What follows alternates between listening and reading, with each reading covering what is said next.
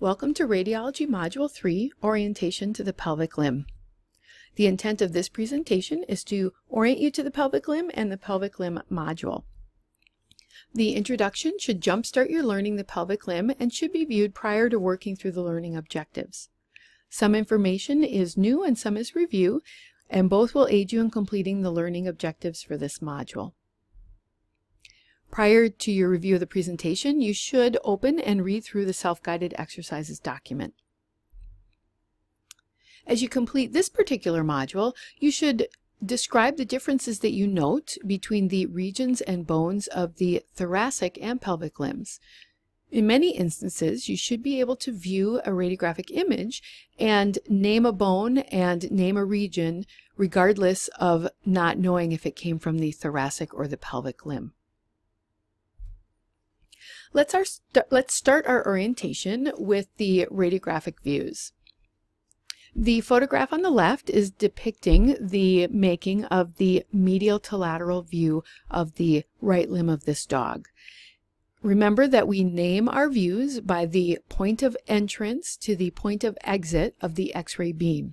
So at the X-ray tube above the patient lying in right lateral recumbency, it will enter on the medial aspect and exit on the lateral aspect as it's directed towards your image receptor. So technically, this is the medial lateral view, but conventionally, we just call it the lateral view.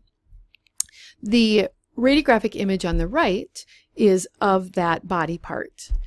As a reminder, when we have an extremity, we display the view with the proximal portion of the extremity at the top of our image and the more cranial or dorsal part of the extremity to our left viewing of the image. We also always want to keep our radiographic positioning marker within our image, and the marker here will tell us that this is the right limb, necessary because there is no way to tell left from right. And then we position it at the more cranial or dorsal aspect of the limb. Our orthogonal view depicted in this slide is the cranial-caudal view. So again, our X-ray beam is directed and entering on the front part or cranial aspect of this limb, exiting on the back side or caudal aspect of this limb as it's directed towards our image receptor, therefore called the cranial-caudal view. And the resulting radiographic image is on the right of the slide. Again, proximal of the limb should be displayed at the top. Remember that medial or lateral display is at the viewer's discretion. In this instance, the radiograph is displayed as if we are looking at our patient, and so since this is the right pelvic limb, we have the lateral aspect to the viewer's left. Again, the R positioning marker should be in there. It is indicating that this is the right pelvic limb, and it is displayed or placed, at the lateral aspect in this view.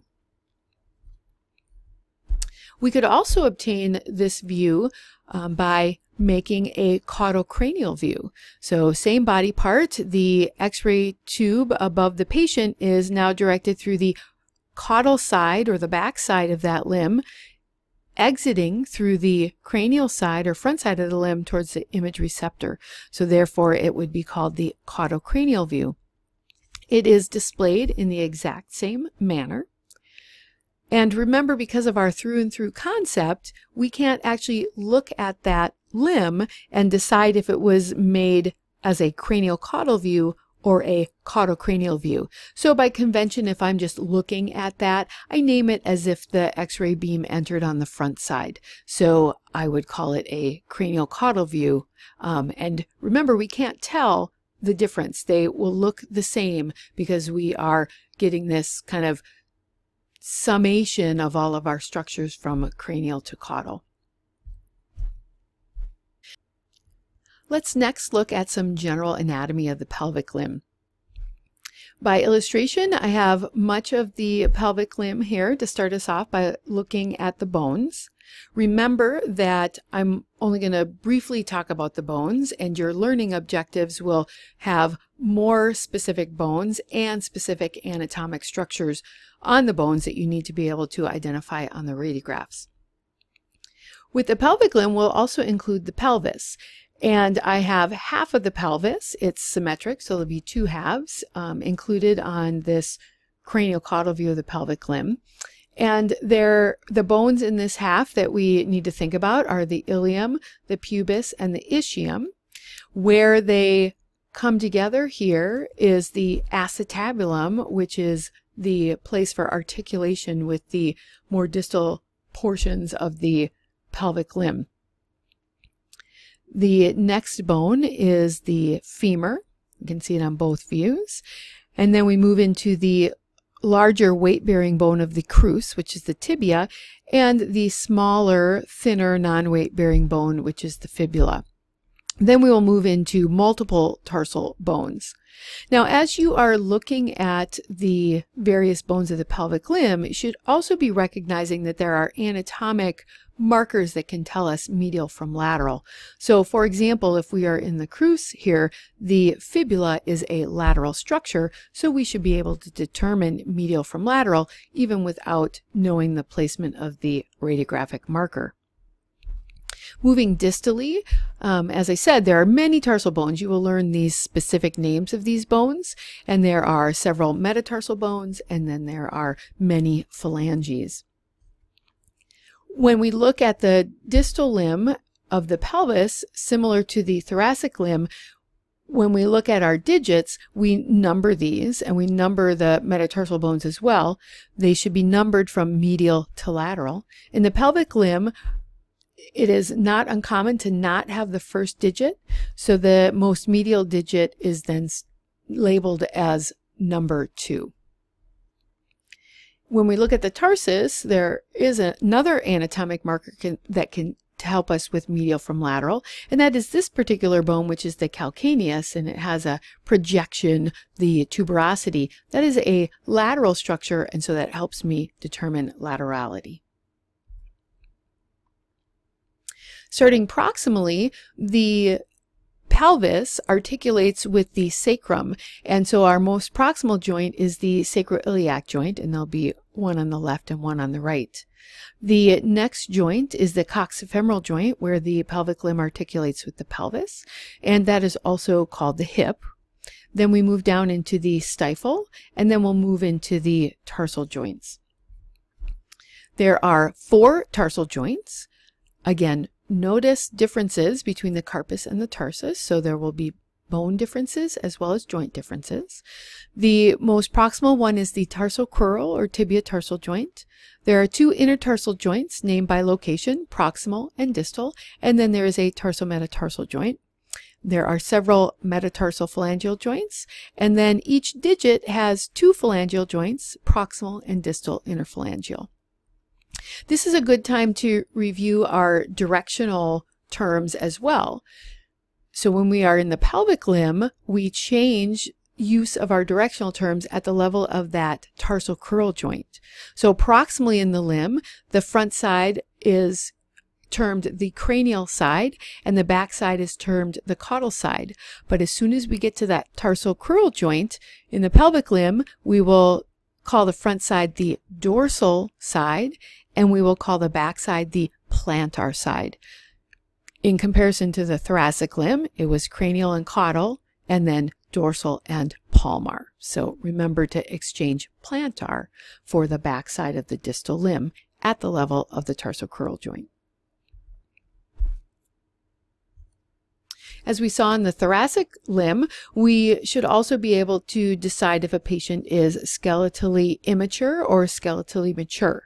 So our growing bones or our juvenile bones, remember, have a growth plate at either end and some additional growth plates. And since that physis or growth plate is made of cartilage, it will be more lucent. So we're looking for these radiolucent lines within the bones. So on the left side, we have a juvenile or skeletally immature patient, and there are many physes, a few of which are depicted by the orange arrows. Now, when we look at this patient, there is an unusual physis on the proximal tibia where you have this completely separate piece of bone. This is the tibial tuberosity, and it has a separate center of ossification. When we look at our skeletally mature patient, remember that we may not see anything where the physis was, or we may see a radiopaque or whiter line, which is a physeal scar. So looking at the image on the right, the physes are now closed as depicted by these blue arrows. And if we look at the distal femur where there was a physis between the femoral condyle and the more proximal femur, there is that kind of white line or that physeal scar. You should also think about potential species differences as you work through the learning objectives. I have a canine pelvis on the left. We have the orthogonal views, and I have a feline pelvis on the right, the orthogonal views. There aren't very, I guess, specific differences, but when I look at the pelvis of the dog, I notice that the pelvis, the two sides, the hemipelvis coming together, are boxier, and the wings of the ilium flare out more when I compare it to the cat. So kind of a narrower, less boxy pelvis and less flared wings of the ilium. Their coxifemoral joints also have a different appearance than in the dog. And in general, cat bones seem kind of finer, more delicate. Another difference I note is with the patella. So the distal patella on the dog is kind of blunted or rounder when compared to the cat, where you can see this kind of small point at the distal aspect. I'll just take a tangent here and kind of talk about the display of the pelvis and the radiographic positioning markers. So in the lateral view, we would display it like a trunk. So kind of the dorsal aspect at the top of the image and the cranial aspect at the left of the image. The positioning marker here tells me that this patient was in left lateral recumbency.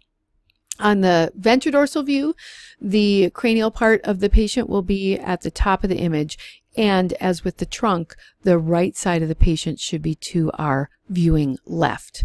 The L marker is telling me that this is the left side of the patient.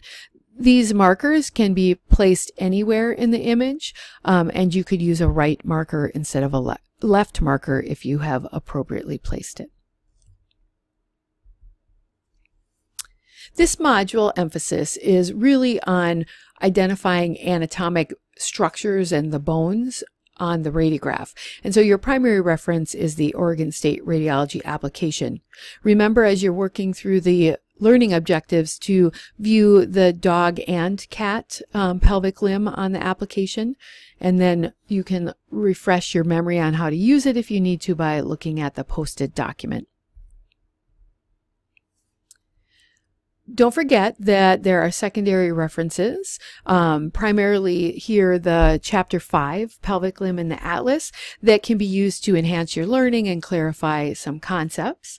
Again, the intent is not for you to read the chapter verbatim, but to search for terms. Again, you can use that Control plus F key, bring up your search box and type in the term.